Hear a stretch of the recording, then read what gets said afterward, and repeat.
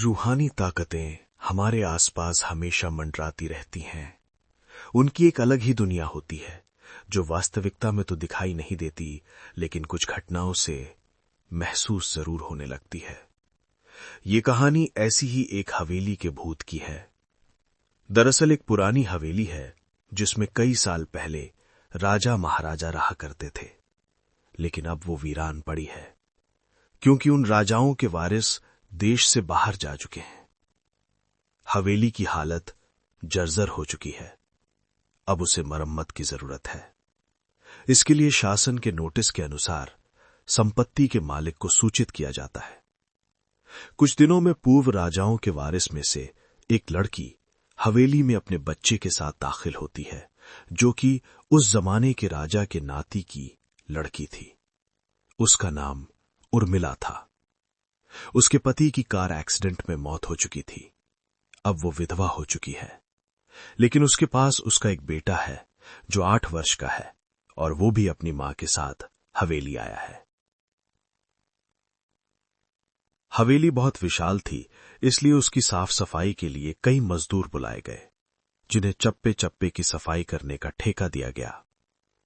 किसी को नहीं पता कि हवेली के कोने कोने में कितने खूनी रहस्य छुपे हुए हैं। उर्मिला के आने के बाद हवेली की हवा रूहानी होने लगती है। ऐसा लग रहा था मानो कोई वर्षों से इंतजार कर रहा था इस हवेली के वारिस का। एक रात उर्मिला अपने कमरे में अपने बच्चे के साथ सो रही होती है। अचानक उसके खिड़की से एक पक्षी टकराकर मर जाता है। ये घटना अपने आप में असामान्य थी। पक्षी टकराते ही उर्मिला की नींद खुल जाती है और जब वो लाइट जलाकर देखती है तो डर से चीखने लगती है, क्योंकि उस कमरे की खिड़की से एक पक्षी फंसा हुआ था और उसके शरीर से खून की बूंदें फर्श पर गिर रही थीं। नजारा इतना भयावह था कि वो अपने बच्चे को उठाना नहीं चाहती थी, लेकिन उर्मिला हिम्मत करके उस पक्षी को खिड़की से बाहर फेंक देती है। लेकिन इसके बाद उसे रात भर नींद नहीं आती और वो सुबह तक जागती रहती है। दरअसल वो जानना चाहती है कि ये किसी की शरारत तो नहीं। सुबह होते ही वो अपने यहां काम कर रहे मजदूरों से जाकर कहती है कि रात को मेरे कमरे की खिड़की पर कोई पक्षी आकर टकराया था और तुरंत मर गया। क्या तुम लोगों में से किसी ने यह हरकत की है? क्योंकि पक्षी खुद ब खुद तो खिड़की से नहीं टकरा सकता। मजदूर कहते हैं, नहीं, हमने तो खिड़की से नीचे किसी पक्षी को मरा हुआ नहीं देखा। हम तो अभी वहां से चले आ रहे हैं। और जब सभी जाकर देखते हैं तो वहां वो पक्षी नहीं होता। उर्मिला घबराने लगते हैं कि ये क्या, यहां तो पक्षी होना चाहिए या कम से कम खून की कुछ बूंदें दिखनी चाहिए, लेकिन यहां पर पक्षी का एक पंख तक नहीं पड़ा हुआ। उर्मिला सभी मजदूरों को कहती है कि हवेली में बहुत सी कीमती चीजें और मूर्तियां हैं, संभाल के साफ सफाई करना। मजदूर अपने अपने काम में लग जाते हैं। उर्मिला अपने बच्चे के साथ कमरे में टीवी देख रही होती है कि अचानक हवेली की छत से एक मजदूर नीचे गिरता है। उर्मिला को अचानक लोगों की आवाज सुनाई देती है। वो भागकर खिड़की से नीचे देखती है तो एक मजदूर की लाश पड़ी होती है। उर्मिला कमरे से नीचे आती है और इसके गिरने का कारण पूछती है। लोगों के जवाब अलग अलग होते हैं। कोई कह रहा होता है कि इसने खुद आत्महत्या की है और कोई कह रहा था कि ये गलती से गिर गया है। सभी के दावे अलग थे, लेकिन उर्मिला को कुछ अनकही बातें सुनाई दे रही थीं। उर्मिला के कान में अचानक एक आहट के साथ आवाज आती है, अपने बच्चे को बचा सकती है तो बचा ले। उर्मिला ये वाक्य सुनते ही अपने कमरे की तरफ भागने लगती है, क्योंकि कमरे में उसका बच्चा अकेला टीवी देख रहा होता है। जैसे ही उर्मिला कमरे में पहुंचती है तो उसका बेटा खिड़की से कूदने वाला ही होता है कि उर्मिला उसका पैर पकड़ लेती है और वो खिड़की से लटक जाता है। उर्मिला पूरी ताकत से उसे ऊपर खींचती है, लेकिन बच्चा फिर भी कूदने की जिद कर रहा होता है। उर्मिला किसी कदर अपने बच्चे को काबू में करती है और कमरे के बाहर आ जाती है और वो मजदूरों से पूछती है, बताओ क्या है इस हवेली में, क्योंकि ये बच्चा तो ऐसा नहीं कर सकता और अभी ये सब जो हो रहा है कुछ अलग ही चल रहा है।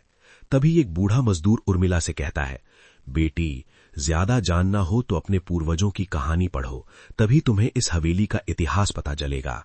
इस हवेली की कहानी की किताब इसी गांव के सरपंच के घर में रखी होती है, जो कि बहुत साल पहले मर चुके थे, लेकिन अब भी उनके बेटों के पास वो किताब मौजूद थी। उर्मिला सरपंच के घर पहुंचती है और किताब ले लेती है। किताब पढ़ते ही उसे पता चलता है कि इस हवेली में एक नौकर नौकरानी भी थे, जिनके बीच में बहुत प्यार था और वो कई सालों से हवेली की सेवा कर रहे थे। लेकिन एक बार रानी के शाही गहने चोरी हो गए और उसके शंका में राजा ने नौकरानी को चोरी की सजा दी और उसे जिंदा दफना दिया गया। उसके गम में उसके पति ने भी अपनी जान दे दी और उसके 1 महीने बाद ही उस राजा ने अपनी ही तलवार अपने गले में घुसेड़कर आत्महत्या कर ली। उसके बाद छोटे मोटे हादसे हवेली में होने लगे, जिस वजह से ये हवेली हमेशा के लिए बंद कर दी गई। कई सालों के बाद वहां कोई आया है, जिससे वहां रहने वाली आत्माओं को मौका मिल गया फिर से बदला लेने का। उर्मिला हवेली का रहस्य जानकर यहां से जाना चाहती है, क्योंकि उसे अपने बच्चे की चिंता है। इसलिए वो रात में ही कार लेकर एयरपोर्ट के लिए निकल जाती है। अचानक रास्ते में उसकी कार का एक्सीडेंट हो जाता है और कार पलटकर उल्टा हो जाती है, लेकिन दोनों को कोई नुकसान नहीं होता। उर्मिला अपने बच्चे को बाहर निकाल लेती है और सुनसान सड़क पर भागने लगती है। रास्ते में उसे एक कार आते दिखाई देती है और कार रोकने के लिए उर्मिला सड़क के बीच में खड़ी हो जाती है और अपनी मदद के लिए चिल्लाने लगती है। तभी अचानक कार वाला आकर कार का ब्रेक लगा देता है। उर्मिला पास जाकर देखती है तो उसकी हिम्मत बढ़ जाती है, क्योंकि ये एक पुलिस ऑफिसर होता है। उर्मिला हड़बड़ाहट में उसे अपनी बात कहती है और रोने लगती है। पुलिस ऑफिसर उन्हें अपनी गाड़ी में बैठने को कहते हैं और रोड में जाने लगते हैं। रास्ते में एक बूढ़ा सड़क पर जा रहा होता है और इनकी कार के सामने आते ही रोड पर गिर जाता है। पुलिस ऑफिसर गाड़ी से उतरकर उस व्यक्ति को देखते हैं। बूढ़ा व्यक्ति बेहोश हो चुका था। पुलिस ऑफिसर उसे गोद में उठाकर अपनी गाड़ी में पीछे बैठा देता है और अस्पताल के लिए चलने लगते हैं। अचानक उस बूढ़े व्यक्ति का हाथ पीछे से पुलिस ऑफिसर की गर्दन तक पहुंच जाता है। पुलिस ऑफिसर छटपटाने लगते हैं और अचानक गाड़ी का ब्रेक लगा देते हैं। गाड़ी की स्पीड कम होने की वजह से कार वहीं खड़ी हो जाती है और ऑफिसर अपनी गन निकालकर बूढ़े की तरफ निशाना लगाकर गोली चला देता है। बूढ़े की सर में गोली लगने से भी उसकी जान नहीं जाती है। महिला और पुलिस ऑफिसर दोनों समझ चुके थे कि ये कोई भूत है। भूत को देखते ही उर्मिला अपने बच्चों को लेकर बाहर निकल जाती है और इसी बीच पुलिस ऑफिसर भूत की पकड़ से अपने आप को छुड़ाने में कामयाब हो जाते हैं। पुलिस ऑफिसर के बाहर निकलते ही तीनों बाहर रोड से भागने लगते हैं और कुछ देर भागते हुए उन्हें सड़क के किनारे जगमगाती लाइट्स दिख रही होती है। पुलिस ऑफिसर उर्मिला से कहते हैं कि मैडम, ये एयरपोर्ट है, जल्दी चलिए। उर्मिला अपने बच्चों को लेकर एयरपोर्ट के अंदर पहुंच जाती है। एयरपोर्ट पहुंचते ही उर्मिला की जान में जान आ जाती है, क्योंकि पुलिस ऑफिसर की बहादुरी की वजह से उसके बच्चे की जान बच गई थी।